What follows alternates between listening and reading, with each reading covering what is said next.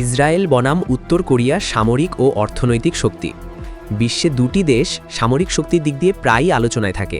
একটি মধ্যপ্রাচ্যে আয়রন ডোম খ্যাত ইসরায়েল, অন্যটি পূর্ব এশিয়ার পারমাণবিক শক্তিসম্পন্ন উত্তর কোরিয়া।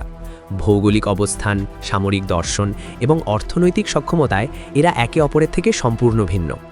আজ আমরা এই দুই ভিন্ন মেরুর দেশের ক্ষমতার ভারসাম্যের একটি তুলনামূলক চিত্র দেখব।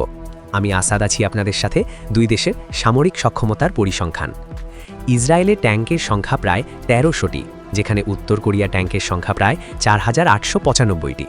ইসরায়েল তাদের ট্যাঙ্কের ক্ষেত্রে উন্নত প্রযুক্তির মার্কাভা সিরিজের উপর নির্ভর করে, যা বিশ্বের অন্যতম সেরা ট্যাঙ্ক হিসাবে পরিচিত। বিপরীতে উত্তর কোরিয়া ট্যাঙ্কের বিশাল বহর থাকলেও তাদের বেশিরভাগই পুরনো সোভিয়েত আমলের প্রযুক্তির ওপর ভিত্তি করে গড়ে তোলা।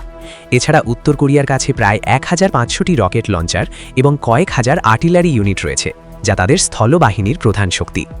বিমান বাহিনী ও আকাশপথের ক্ষমতা। ইসরায়েলের মোট বিমানের সংখ্যা প্রায় ৫৯৭টি, যার মধ্যে যুদ্ধ বিমানের সংখ্যা প্রায় ২৩৯টি। তারা F-35 স্টিলথ প্রযুক্তির যুদ্ধবিমান ব্যবহার করে, যা অত্যন্ত নিখুঁত হামলা চালাতে সক্ষম। উত্তর কোরিয়ার মোট বিমানের সংখ্যা প্রায় ৮৩৭টি এবং যুদ্ধ বিমানের সংখ্যা ৩৪১টি। সংখ্যার বিচারে তারা এগিয়ে থাকলেও তাদের বিমানের বেশিরভাগই প্রযুক্তিগতভাবে অনেক পুরনো।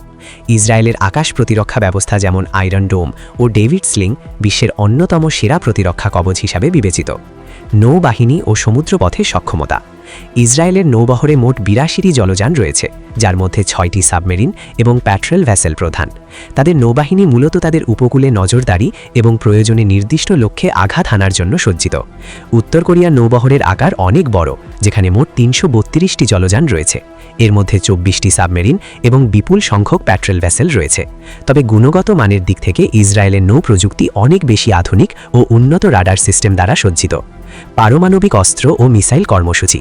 পারমাণবিক সক্ষমতার বিষয়ে ইসরায়েল কখনোই আনুষ্ঠানিকভাবে কোনো তথ্য প্রকাশ করেনি, তবে ধারণা করা হয় তাদের হাতে ৯০টির কাছাকাছি পারমাণবিক ওয়ারহেড থাকতে পারে, যা অত্যন্ত উন্নত মিসাইল প্রযুক্তির মাধ্যমে উৎক্ষেপণযোগ্য। উত্তর কোরিয়ার পারমাণবিক সক্ষমতা বিশ্বজুড়ে পরিচিত এবং তাদের ধারণা করা হয় ৩০টির বেশি পারমাণবিক বোমা রয়েছে। তাদের ব্যালিস্টিক মিসাইল কর্মসূচি, বিশেষ করে আন্তর্মহাদেশীয় ব্যালিস্টিক মিসাইল ICBM, তাদের সামরিক শক্তির সবচেয়ে ভয়ের জায়গা হিসাবে বিবেচনা করা হয়। আধুনিক যুদ্ধের ময়দানে শক্তির সমীকরণ এখন আর কেবল সৈন্যের সংখ্যার উপর নির্ভর করে না। এখনকার রণক্ষেত্রে চালিকা শক্তি হল নিখুঁত ড্রোন, বিধ্বংসী মিসাইল প্রযুক্তি এবং আকাশপথের নিয়ন্ত্রণ। আজ আমরা ইসরায়েল এবং উত্তর কোরিয়া সামরিক সরঞ্জামের গভীরে প্রবেশ করব, যেখানে একদিকে রয়েছে উচ্চ প্রযুক্তির নিখুঁত প্রকৌশল আর অন্যদিকে রয়েছে বিশাল এক সামরিক অস্ত্রাগার। ড্রোন প্রযুক্তি ও নজরদারি। ড্রোন প্রযুক্তিতে ইসরায়েল বর্তমান বিশ্বের শীর্ষস্থানীয় দেশগুলোর একটি। ইসরায়েলি বাহিনীর হাতে রয়েছে হারমেস এবং হেরনের মতো অত্যাধুনিক ড্রোন, যা হাজার হাজার কিলোমিটার দূর থেকে নিখুঁত তথ্য সংগ্রহ এবং লক্ষ্যবস্তুতে আঘাত হানতে সক্ষম। তাদের কাছে বর্তমানে প্রায় ১০০টিরও বেশি উন্নত ড্রোন ইউনিট রয়েছে, যেগুলো কৃত্রিম বুদ্ধিমত্তা দ্বারা নিয়ন্ত্রিত। অন্যদিকে উত্তর কোরিয়া তাদের ড্রোন সক্ষমতা দ্রুত বাড়িয়ে চলেছে। তাদের কাছে হাজারেরও বেশি ছোট ও মাঝারি ধরনের ড্রোন রয়েছে, যেগুলোর বেশিরভাগই নজরদারি বা আত্মঘাতী মিশনের জন্য ডিজাইন করা। উত্তর কোরিয়া মূলত ইরানের প্রযুক্তির আদলে ড্রোন তৈরি করছে, যা আকারে ছোট হলেও বিশাল সংখ্যায় আকাশপথকে পূর্ণ করে ফেলার ক্ষমতা রাখে। ভৌগোলিক ও কাঠামোগত প্রেক্ষাপট। ইসরায়েল মাত্র ২২,০০০ বর্গ কিলোমিটারের ছোট একটি রাষ্ট্র, তাই তাদের সামরিক কৌশল হল প্রযুক্তি এবং বুদ্ধিমত্তা, ইন্টেলিজেন্সের ব্যবহার করে প্রতিপক্ষের উপর দ্রুত জয়লাভ করা। অন্যদিকে উত্তর কোরিয়া প্রায় ১,২০,০০০ বর্গ কিলোমিটার এলাকা জুড়ে বিস্তৃত এবং তাদের বিশাল পাহাড়ি অঞ্চল ও মাটির নিচের গোপন টানেল নেটওয়ার্ক তাদের সামরিক শক্তিকে এক দুর্ভেদ্য প্রতিরক্ষা প্রদান করে। পরিশেষে সংখ্যার বিচারে উত্তর কোরিয়া অনেক বড় এবং তাদের গোলন্দাজ বাহিনী ও বিশাল জনবল যে কোনো দেশের জন্য চিন্তার কারণ। তবে প্রযুক্তির নির্ভুলতা, আকাশপথের শ্রেষ্ঠত্ব এবং আধুনিক প্রতিরক্ষা ব্যবস্থার দিক দিয়ে ইসরায়েল এগিয়ে রয়েছে। যুদ্ধের ধরন বা প্রেক্ষাপট অনুযায়ী এই দুই দেশের সামরিক শক্তির জয় পরাজয়ের হিসাব ভিন্ন হতে পারে। অর্থনৈতিক শক্তি ও শিল্প সক্ষমতা।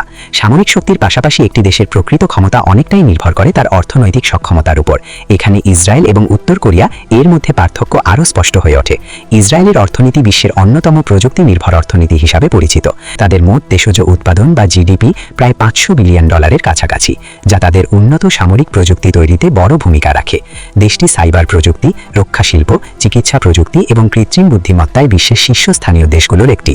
বহু আন্তর্জাতিক প্রযুক্তি কোম্পানি ইসরায়েলে গবেষণা ও উন্নয়ন কেন্দ্র স্থাপন করেছে। অন্যদিকে উত্তর কোরিয়ার অর্থনীতি তুলনামূলকভাবে অনেক ছোট এবং আন্তর্জাতিক নিষেধাজ্ঞার কারণে সীমাবদ্ধ। দেশটি মূলত খনিজ সম্পদ, সামরিক উৎপাদন এবং সীমিত কৃষিভিত্তিক অর্থনীতির ওপর নির্ভর করে। অর্থনৈতিক সীমাবদ্ধতা থাকা সত্ত্বেও তারা তাদের সামরিক খাতে উল্লেখযোগ্য অংশ ব্যয় করে থাকে। জনসংখ্যা ও সামরিক জনবল। জনসংখ্যার দিক থেকেও দুই দেশের মধ্যে বড় পার্থক্য রয়েছে। ইসরায়েলের জনসংখ্যা প্রায় 90 লাখের কাছাকাছি, যেখানে উত্তর কোরিয়ার জনসংখ্যা প্রায় 2,60,00,000 বেশি। এই বিশাল জনসংখ্যার কারণে উত্তর কোরিয়ার সক্রিয় সেনা সংখ্যা ইসরায়েলের তুলনায় অনেক বেশি। উত্তর কোরিয়ার সক্রিয় সেনা সংখ্যা প্রায় 12 লাখের বেশি বলে ধারণা করা হয়, যা বিশ্বের অন্যতম বৃহৎ সেনাবাহিনী। অন্যদিকে ইসরায়েলের সক্রিয় সেনা সংখ্যা তুলনামূলক কম হলেও তাদের রিজার্ভ বাহিনী অত্যন্ত শক্তিশালী এবং দ্রুত যুদ্ধক্ষেত্রে মোতায়েন করা সম্ভব। ইসরায়েলের বাধ্যতামূলক সামরিক প্রশিক্ষণ ব্যবস্থা তাদের নাগরিকদের একটি বড় অংশকে যুদ্ধের জন্য প্রস্তুত রাখে, যা তাদের প্রতিরক্ষা ব্যবস্থাকে আরও কার্যকর করে তোলে। প্রযুক্তি ও সাইবার যুদ্ধের ক্ষমতা। আধুনিক যুগে যুদ্ধের একটি গুরুত্বপূর্ণ অংশ হল সাইবার যুদ্ধ। এই ক্ষেত্রে ইসরায়েল বিশ্বের অন্যতম অগ্রগামী দেশ হিসাবে বিবেচিত। তাদের সাইবার ইউনিটগুলো উন্নত হ্যাকিং প্রতিরোধ, তথ্য সংগ্রহ এবং শত্রুপক্ষের যোগাযোগ ব্যবস্থা অচল করে দেওয়ার মতো কাজ করতে সক্ষম। উত্তর কোরিয়াও সাইবার যুদ্ধে পিছিয়ে নেই। তাদের বিশেষ সাইবার ইউনিটগুলো আন্তর্জাতিকভাবে বহু সাইবার আক্রমণের সঙ্গে যুক্ত বলে অভিযোগ রয়েছে। তারা তুলনামূলক কম খরচে সাইবার যুদ্ধের মাধ্যমে বড় ধরনের ক্ষতি করার সক্ষমতা অর্জন করেছে। সম্ভাব্য যুদ্ধ পরিস্থিতির আলোচনা। যদি কখনো সরাসরি সংঘর্ষের পরিস্থিতি তৈরি হয়, তাহলে যুদ্ধের ফলাফল অনেকাংশেই নির্ভর করবে যুদ্ধের স্থান ও কৌশলের ওপর। যদি যুদ্ধটি প্রযুক্তি নির্ভর আকাশ ও দূরপাল্লার হামলার মাধ্যমে পরিচালিত হয়, তাহলে ইসরায়েল তাদের উন্নত বিমান, ড্রোন এবং প্রতিরক্ষা ব্যবস্থার কারণে উল্লেখযোগ্য সুবিধা পেতে পারে।